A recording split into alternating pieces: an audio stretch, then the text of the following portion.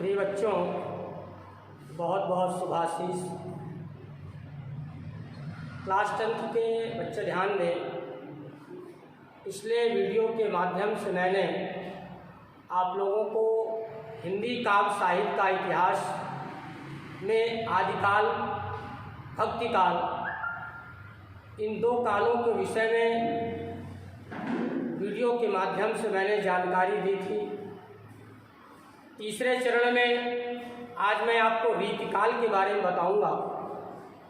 रीतिकाल में कैसे कवि हुए, कैसी रचनाएं हुई, इस काल के कवियों की क्या विशेषता थी, इन समस्त बातों की जानकारी मैं तो आपको दे ही रहा हूँ, परंतु बच्चों से बार बार ये अपेक्षा करता हूँ कि पुस्तक निश्चित रूप से पढ़ें।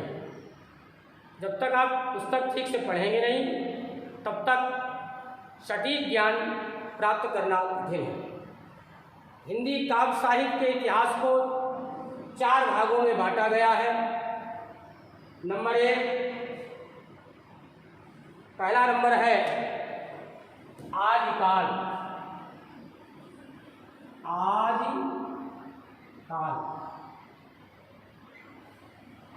दूसरा है भक्तिकाल। भक्तिकाल।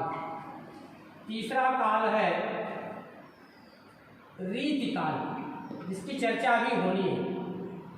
रीतिकाल। और चौथा काल है आधुनिक काल। आधुनिक काल। पुनः एक बार याद दिला दूं बच्चों, आदिकाल की समय सीमा 743 ईस्वी से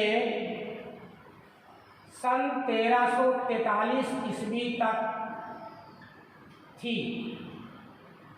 इसी प्रकार भक्तिकाल का समय निर्धारण सन 1343 ईस्वी से सन 1343 ईस्वी से 1643 ईस्वी तक चला। भक्तिकाल सन 1343 ईस्वी से 1643 ईस्वी तक चला। फिर इसके बाद रीतिकाल आया। रीतिकाल सन 1643 ईस्वी से 1843 ईस्वी तक चला। सन 1643 ईस्वी से 1843 ईस्वी तक रीतिकाल चला। पुनः आधुनिक काल आया। आधुनिक काल सन 1843 ईस्वी से सन 1843 ईस्वी से आज तक चला आ रहा है। आज तक आदिकाल, भक्तिकाल, इसके विषय में मैंने आपको महत्वपूर्ण जानकारियाँ वीडियो के माध्यम से दिया था। आज रीतिकाल पर चर्चा कर रहा हूँ। रीतिकाल में मुख्य रूप से रीति ग्रंथों का निर्माण हुआ। इस काल में अलंकार प्रधान काल रहा, इसलिए इसको श्रृंगार काल के नाम से भी जानते हैं। बच्चों, रीतिकाल को श्रृंगार काल के नाम से भी जानते हैं। इस काल में भारत में 16वीं और 17वीं शताब्दी में पूर्ण रूप से मुस्लिम राज्य की स्थापना हो चुकी थी। वैभव का युग था। इस काल के कवि अब जो कवि पहले कृष्ण और राधा को भक्ति के रूप में लेते थे, अब श्रृंगार के रूप में लेने लगे। इस काल में रस, छंद, अलंकार, नायिका भेद वर्णन का वर्णन कवियों ने किया, इसलिए इस काल को रीति काल कहा जाता है, क्योंकि इसमें रीत ग्रंथों का निर्माण हुआ। रीत ग्रंथों के निर्माण के कारण ही इस काल को रीति काल के नाम से जानते हैं। बच्चों, इस काल में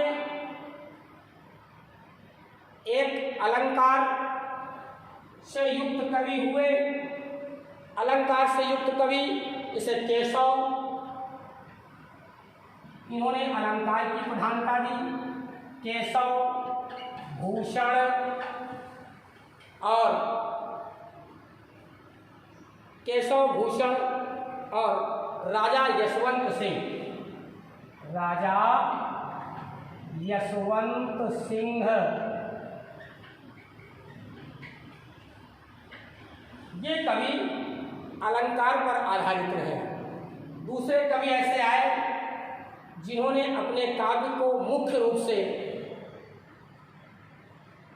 रस से जोड़ा। रस माने आनंद, रस से जोड़ा। तो रस पर आधारित कवि कौन कौन से हुए हैं, उनके नाम क्रमशः है मतीराम, कामदेव और पद्माकर।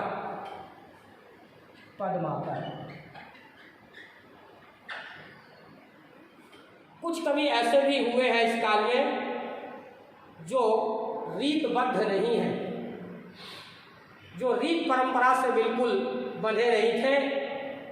उनका नाम रीतबद्ध कवियों में है। जैसे कि रीतबद्ध कवि नहीं है भूषण जी, बोरेलाल, ये रीतबद्ध कवियों में नहीं आते। इसी तरह इस काल में कुछ नीत परक रचनाएं हुई। नीत परक वीर रस की रचनाएं भी इस काल में हुई। वीर रस के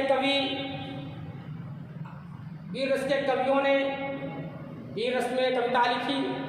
नीत परक रचनाकारों ने नीत की बातें लिखी। नीत परक कवि जैसे वृंद,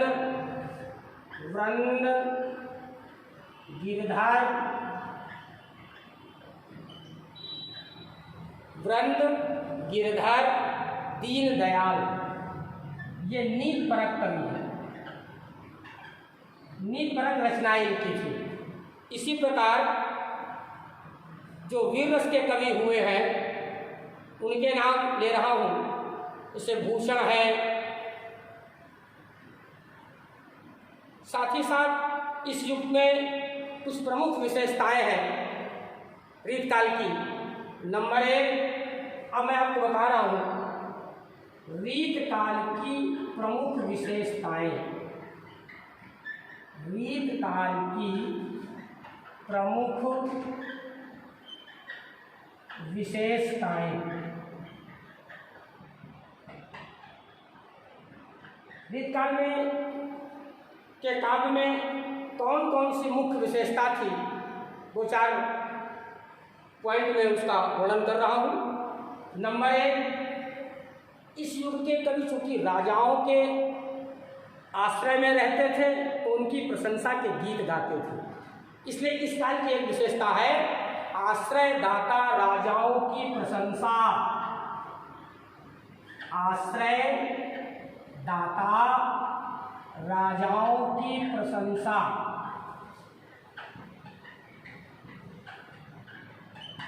जिन राजाओं ने कवियों को आश्रय दिया, सहारा दिया, कवियों ने उनके प्रशंसा के गीत गाए, इसलिए आश्रयदाता राजाओं की प्रशंसा।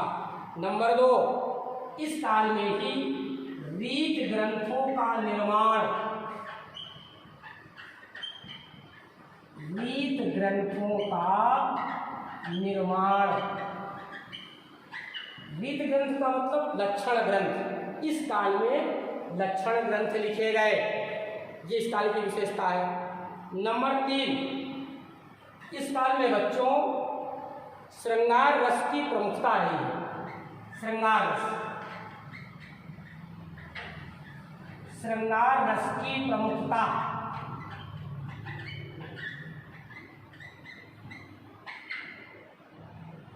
श्रृंगार रस का स्थायी भाव रति है। रति माने प्रेम, स्थायी भाव रति, विभाव अनुभाव संचारी भाव के संयोग से श्रृंगार रस की निष्पत्ति होती है। श्रृंगार रस दो प्रकार का है, एक संयोग श्रृंगार, एक वियोग श्रृंगार। अर्थात इस युग के कवियों ने संयोग को भी माध्यम बनाया और वियोग को भी माध्यम बनाया। और चौथा पॉइंट है कला पक्ष की प्रधानता। कला पक्ष की प्रधानता। इस तरह से बच्चों, आज मैंने आप लोगों को रीत काल के बारे में संक्षिप्त महत्वपूर्ण जानकारियाँ दी। फिर भी आप पुस्तक निश्चित रूप से पढ़ें। इन्हीं शब्दों के साथ मैं अपनी वाणी को विराम देता हूँ। धन्यवाद।